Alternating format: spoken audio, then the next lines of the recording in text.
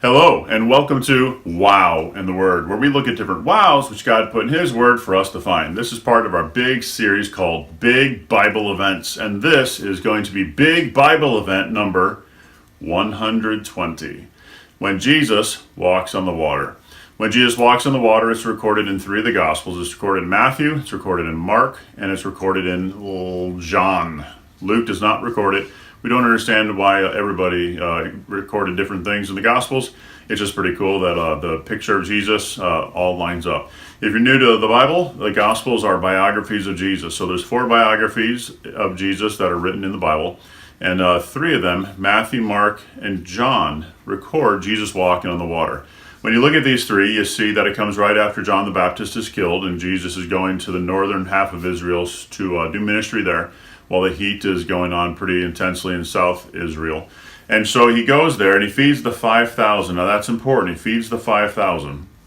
And then he goes up on the mountain, but he sends his disciples off in a boat to go across the Sea of Galilee. And they're in Bethsaida, and they're going to go to Capernaum, or to the area of Capernaum. And so as they're going there, Jesus is not in the boat. They're in the boat. Terrible storm rises up.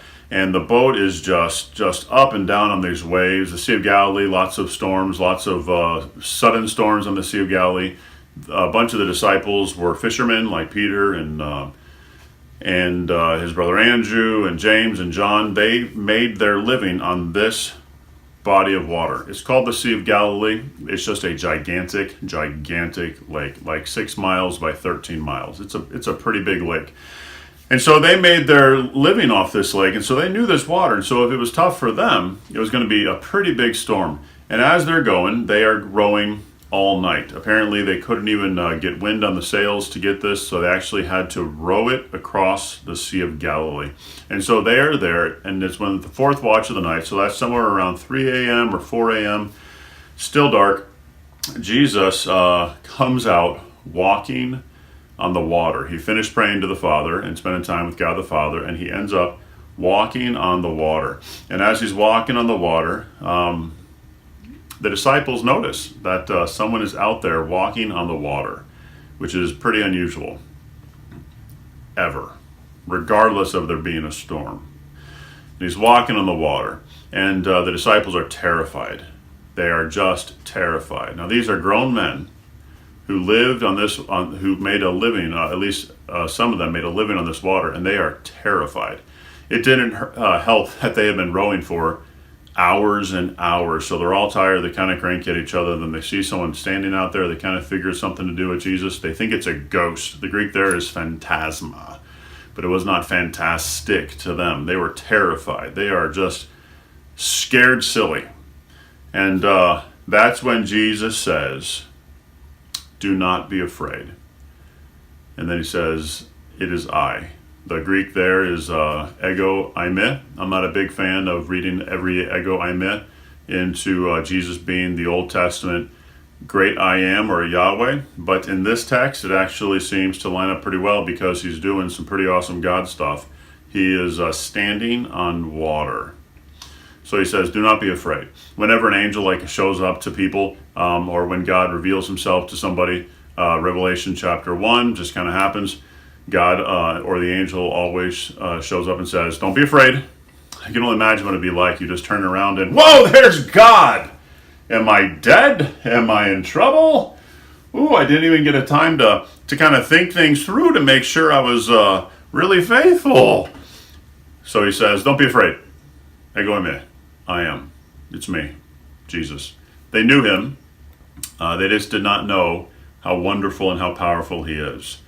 And then when you follow the Gospels, especially when you go with Matthew's Gospel, Matthew's the only one that records this. He records that Peter walks out on the water.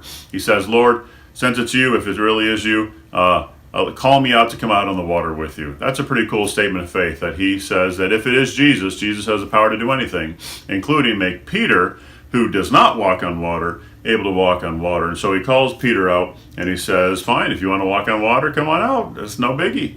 And so Peter gets out there, and he sees the wind, apparently the wind kicking storms up or blowing mist around, whatever it is. The wind kicks up, and Peter just he has double-mindedness. He doubts, and he starts to sink. I love how clearly Matthew records this. He says, as he's beginning to sink, he's going under his head in a storm, which means you're not going to come back out. He'd probably known people had fallen off a boat in the storm and never walked out, never swam out. And he says, Lord, save me.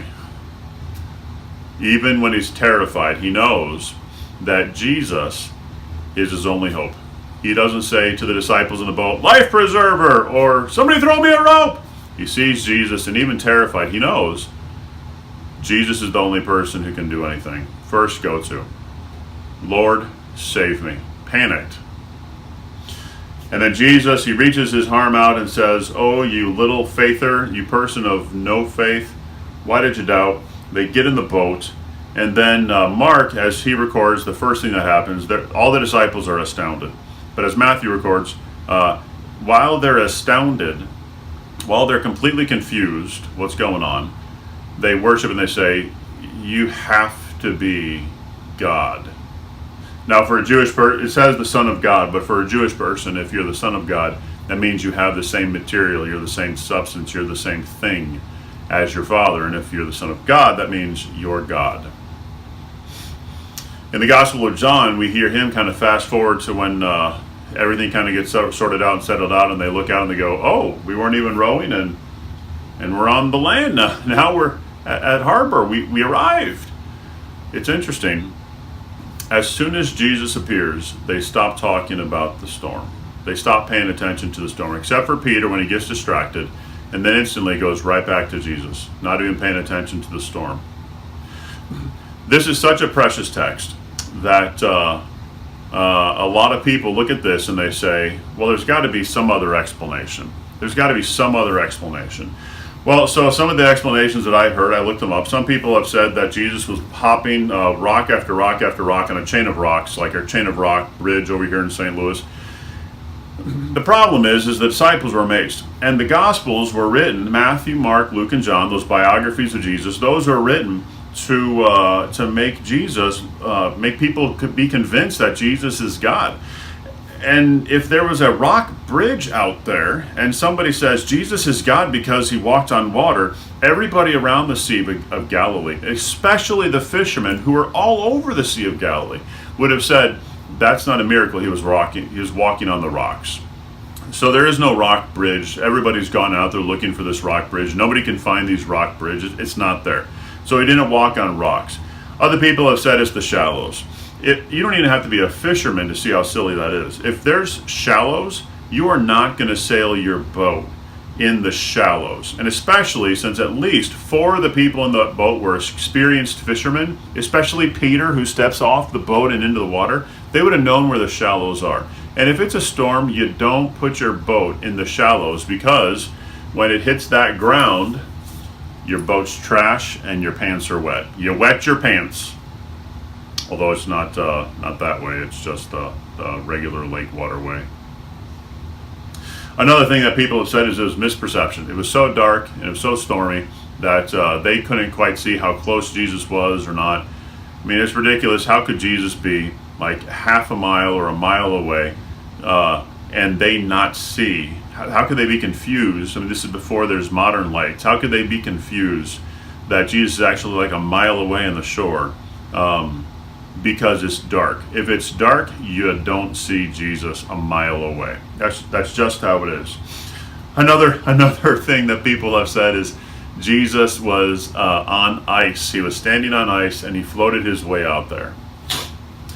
Do you know how big of an ice cube you would have to stand on to float a human body? I mean, if he's 150 to 200 pounds, that's a huge chunk of ice. Plus, when ice gets wet, which it would in a storm, there's no way you're going to stand on it because it's so slippery and you're going to slip right off.